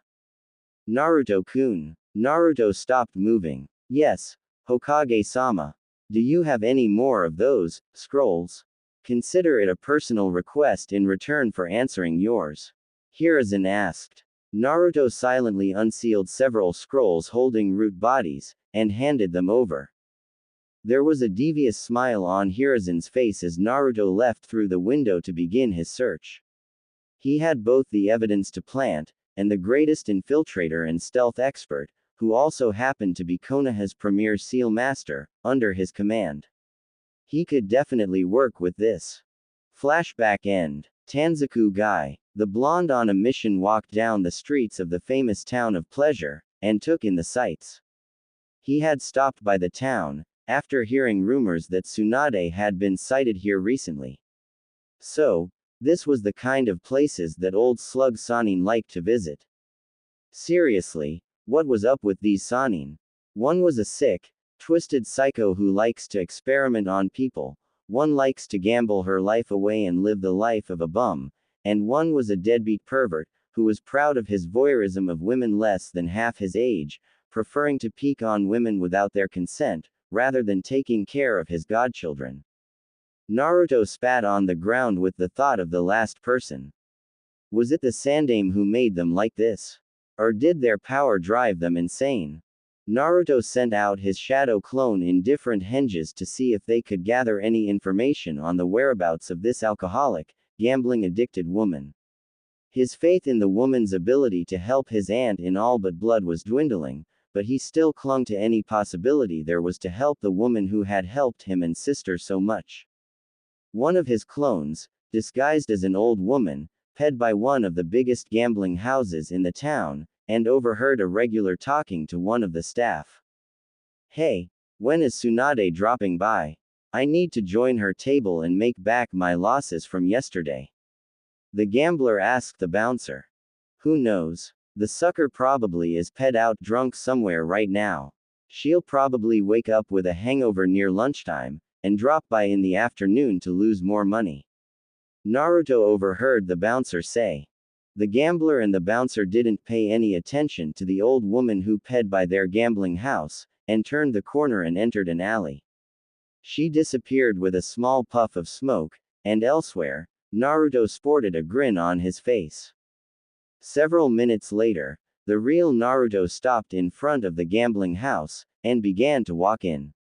He was stopped when a burly man with an intimidating face grabbed him roughly by the arm. "Say, Gaki, aren't you a little too young to be entering such a place? Don't you know what this is? Why don't you go play with your parents, kid?" The bouncer told Naruto. Naruto said nothing, but pulled out a small wad of cash, and tossed it to the man who let go of Naruto to catch the Ryos flying at him.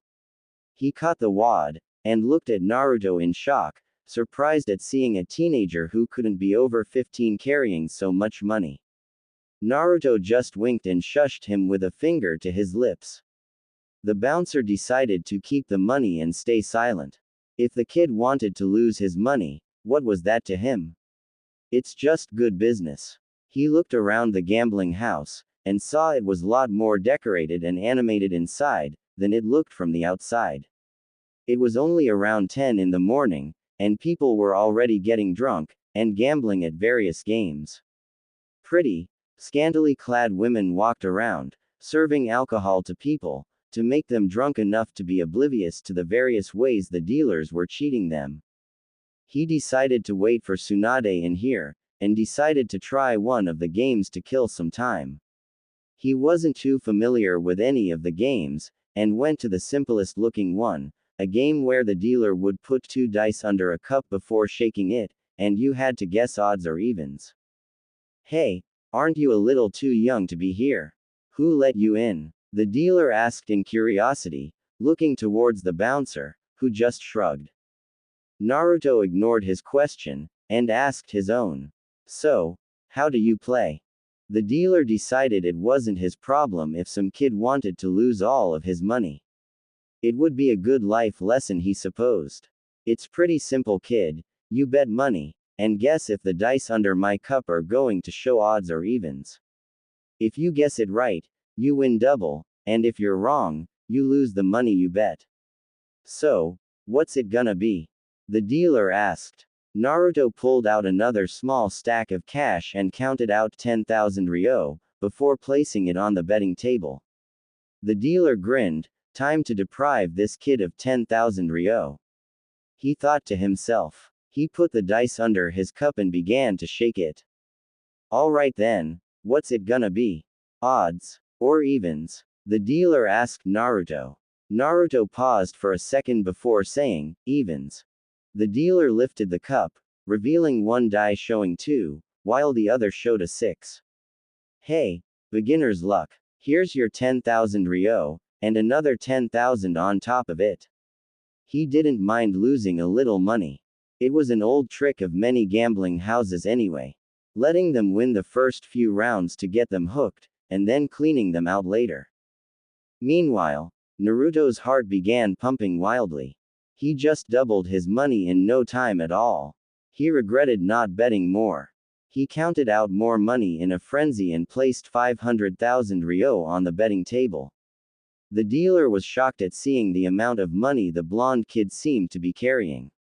Was he the son of some noble? The stakes just went up by 5,000%. Odds or evens? The dealer asked after shaking the cup. Naruto replied, odds. The dealer revealed the dice underneath, and Naruto's face lit up with a wide smile. Okay, he could see why Tsunade enjoyed gambling so much. At an inn in Thankx. My head. Shizune, get me some water. A buxom blonde woman called out, as she woke up from her alcohol-induced sleep with a hangover. Hi, Tsunade-sama. The woman called Shizune replied, dutifully heading to the kitchen to get her sensei, traveling companion, and her dead uncle's lover, some water. She sighed as she poured the water. They had spent many years, around a decade, wandering aimlessly, while Tsunade gambled away her large inheritance, and Shizune cleaned up after her mess. She had left Konoha with Tsunade a little after the Third Shinobi War ended, when she was 11. Here she was, 9 years later, fetching water for her master to help her with her hangover again. She wondered if this was all her life would ever amount to. Her master rarely trained her, as she was too busy gambling or getting drunk, and even when she did train her, it was mostly in the field of medicine. She was still only a chunin in other skills, and technically a genin, since she never returned to Konoha to take her exams. The bond between the two were strong. She was loyal to Tsunade, and cared for her greatly. However, she was still somewhat disappointed at how her life was turning out to be. She had dreamed of becoming a great kunoichi, accomplishing much and making a name for herself in Konoha, and maybe even finding love by this age. She was 20 now, and while she was very skilled in Iriojutsu, medical ninjutsu, her other skills were lackluster. Their nomadic lifestyle, often running from debt collectors and the shinobi they sent after Tsunade for not paying her debts, prevented her from forming any bonds with other people, let alone any boys her age. She had rarely done any missions, and the only name she made for herself was as the little raven-haired girl who followed Tsunade around as her porter and secretary. She looked at her reflection in the water in the cup. Though she wasn't ugly by any means, she couldn't help but be disappointed in what she saw. Instead of seeing the intelligent, loyal, and dutiful woman with a subtle, refined, cute, though somewhat plain beauty that she was, she saw a mediocre, unfulfilled woman who never had the affections of any man, in her reflection. Hello, are you coming with that cup of water or what? Tsunade called out from her bed, breaking Shizune out of her thoughts. She went over to Tsunade and handed her the water she asked for. Just what the doctor ordered. My head feels much better now. Tsunade exclaimed after drinking her water as quickly as she could drink her alcohol. Did you eat breakfast? Tsunade asked her apprentice. It's nearly 2, Tsunade-sama, I had lunch a little while ago. I saved some for you too. Shizune responded. Great. What would I do without you, Shizune? Tsunade asked rhetorically, as she walked out of her room to get a bite to calm her stomach. Why don't you take Taunton on a walk while I eat and freshen up? Tsunade suggested. Oink oink. Taunton squealed in agreement. Shizune giggled with a hand over her mouth. She had a caring nature, and enjoyed taking care of people and animals. Alright, Tsunade-sama, I'll go for a quick walk around the town with Taunton. Enjoy your meal, she told Tsunade as she prepared to leave with Taunton, Tsunade's pet pig. While you're at it, stop by the gambling house and make sure there aren't any of the debt collectors or any of the shinobi after me, waiting there for me. The slug Sanin asked Shizune, with a mouthful of the brown rice and stir-fried vegetables Shizune had left for her. Shizune hated being involved in her less than legal activities, but found herself somehow embroiled in them every time. The things she did for her master. She sighed. Fine, I'll check there aren't any of your friends waiting for you at the gambling house. Thankx Gambling House. Shizune swung by the gambling house on the last leg of her walk with Taunton. Her plain looks served her well as a scout or lookout, as many people would overlook her. It was much harder to notice a slender, raven-haired woman, compared to a tall blonde woman with a very sizable pair of ETS, which was barely covered in her gray, sleeveless kimono-styled blouse. She took a look around, and noticed a crowd gathered around a blonde teenager, who seemed to have a large pile of money in front of him, and a nervous-looking dealer in front of him. What's a young boy like that doing in a place like this by himself? Shizune thought to herself in concern. It worried her that a kid was already getting involved in this dirty world of gambling. As much as she loved Tsunade as her master and friend, she didn't want another person to walk the path her master was walking. She considered going over to convince the boy to leave, but saw him winning over and over again. Okay, maybe he isn't like Tsunade at all. She thought. Tsunade loved to gamble, but she had absolutely no talent for it, and lost time after time. She decided not to draw attention to herself, and decided to head back to tell Tsunade that the coast was clear. That's another 20 million ryo for me, Naruto exclaimed as he pulled the piles of cash closer to him with both arms. He was making a killing. Forget going on missions. Gambling was where it was at. Tsunade was a sage for cracking the secrets of life. The dealer decided this was too much. Alright, you've taken enough of my money. How about you play a different game now? He practically begged Naruto to leave him alone. Fine, I'll try that game, Naruto responded after looking around the building. As he looked around, he caught a glimpse of the owner of the chakra signature he was sensing. She was definitely a shinobi, but her chakra levels didn't quite match what he expected his quarry to have. He decided he was having a good time making money, and decided to wait a little longer for Tsunade to show her face. An hour later, Tsunade, accompanied by Shizune, who held her bag of borrowed money, and Taunton, walked into the gambling house. All the dealers who had been cleaned out by Naruto began to smile once again when the legendary sucker entered the building. Looks like they'd make their money back. Tsunade was given a hero's welcome when she entered, and was guided to her seat at the cards table. Naruto immediately sensed the huge, though smaller than his, amount of chakra that entered the building and turned around to see a buxom blonde walking in with that black-haired kunoichi he had noticed earlier, and what appeared to be pig with a pearl necklace. The older blonde woman was being mobbed by waitresses already trying to serve her drinks, which she accepted readily as she took her seat. He took out a picture of the person he was searching for, and noticed that the busty blonde who entered and the person in the picture were indeed a match. Which was a little strange, considering that the picture was taken in her 20s, and Tsunade was supposed to be almost 50. He shrugged. Maybe she had a really advanced skincare plan. Naruto decided to observe her first, like he did with all his targets.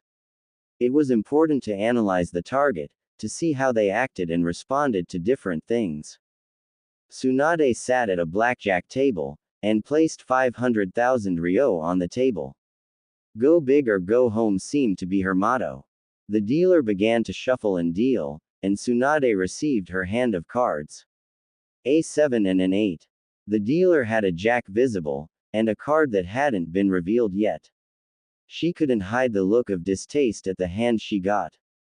She decided to take a risk. Hit me, she asked. The dealer dealt her another card, which was revealed to be a 2. Damn, she thought.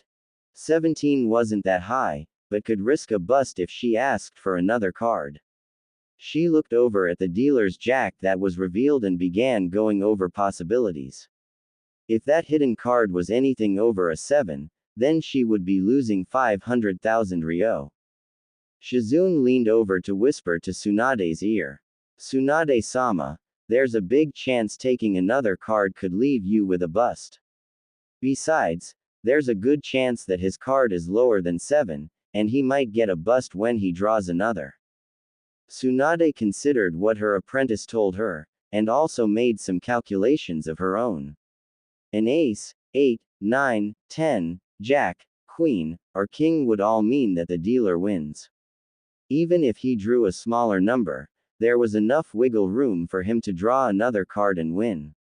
She decided to get as close to 21 as possible, and tapped on the table, against Shizun's advice. The dealer dealt her a card, which she flipped over. It was a 5. Bust. The dealer greedily grabbed the 500,000 ryo, a little more eagerly than usual, as he had seen his coworkers get cleaned out by some boy who had the luck of the gods. Tsunade smashed her fist into the table. Damn it. She should have taken Shizun's advice. Naruto watched Tsunade get angrier and tipsier as she progressively lost more rounds, and decided to leave his table to get a better view of his target, and gathered all of his money to leave the table. He was getting up to leave, when a hand roughly grabbed his right wrist, preventing him from leaving the table. Naruto looked up to see who the hand belonged to, and saw a tough-looking man holding him by the wrist, while a different man with his hand on a tanto that was hung from his waist stood on his other side in a threatening manner. Where do you think you're going after stealing 75 million ryo? The tough-looking man angrily asked. Stealing. I won the money fair and square. Now let me go, I'd like to go to a different game now. Naruto calmly told the man. How about you leave the money here, and we let you go back to mommy with all of your fingers? The one with the tanto threatened, as he drew his blade slightly to reveal a small amount gleaming steel. Naruto said nothing, but quickly summoned a kunai into his left hand, and drove the kunai through the tough-looking man's wrist, and deep into the table. The man screamed in pain from the unexpected kunai through the wrist. He let go of Naruto's wrist immediately. The other man saw what happened, and tried to draw his tanto quickly, but the blonde teen kicked the butt of the tanto, sending it back into the sheath, before slamming the palm of his hand into the man's mouth, sending him flying backwards, and crashing into a different table, which tumbled over along with the man. Everyone stood speechless at seeing two of the thugs they had hired as bouncers get handled so quickly by a 14-year-old boy, while Naruto nonchalantly gathered his money into a sack he had gotten earlier. I think I'll try out the slots now. Naruto declared calmly as he walked over to the slot machines. Nobody dared to stop him. Shizun and Tsunade had noticed the commotion and saw the thug bleeding from his mouth by some overturned table, and the one who stayed where Naruto was once seated, pinned in place by a kunai. The choice of weapon and quick reflexes immediately told them he had some shinobi training. For a second Tsunade wondered if he was one of the shinobi hired to make her pay up, but he paid her no attention as he pulled the lever on the slot machine. She saw the large amount of winnings he had, and Yumed he was just a shinobi in training who had come to blow off some steam with gambling. Besides, she was a freaking Sannin, even if she was a bit tipsy. Some damn teenage kid who looked like he would be fresh out of the academy by now was not going to keep her on her toes. For a moment, she had thought he looked familiar, but she couldn't place a name to a face. Spending nearly a decade trying to drink your memories away tended to make you forget a lot of things. Anything except for the thing you were drinking to forget. She was slightly jealous at his good luck, as he pulled another winning combination, and a small amount of coins poured out.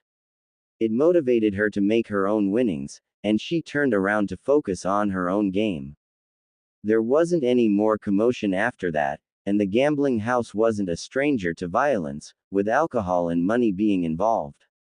In fact, it was almost a daily occurrence. They just brushed it off as one of the bloodier fights. Nobody paid much attention to the blonde was enjoying his smaller winnings at the slot machine. All except Shizun, who felt there was more to the teen than what met the eye. He was strong. A lot stronger than what he liked to show. The fact that he kept looking over at Tsunade kept Shizun vigilant. Damn it. How is it possible to lose this many times in a row? It's a statistical anomaly. I should have at least won once. Tsunade growled out angrily. She was nearly 50 million ryo poorer than when she came in. She saw how much money the blonde brat had won, and overextended her hand, hoping his luck might have rubbed off on her. Clearly, it didn't. The dealer had a devious smile on his face as he shuffled the cards. Are you sure you want to play another round? I'm starting to feel a little bad for taking all your money. He taunted her. He knew how to push her buttons, to get her to lose more money. Tsunade angrily tossed another small stack of 1 million ryo at the betting pool. Shut up and deal me my cards. She hissed at the grinning man. Perhaps you could deal me a hand too, dealer-san. A new voice said from next to Tsunade. She looked at the newcomer to her table, and saw it was the blonde shinobi boy from earlier. Hope you don't mind if I take this seat next to you, Tsunade-sama. He asked her. Tsunade and Shizune tensed up. How do you know my name? Tsunade asked. He was too young to have heard about her exploits, wasn't he? Were they still talking about her, wherever he came from? Oh, how rude of me. Please, allow me to introduce myself. I'm Naruto. The blonde introduced himself with a small smile.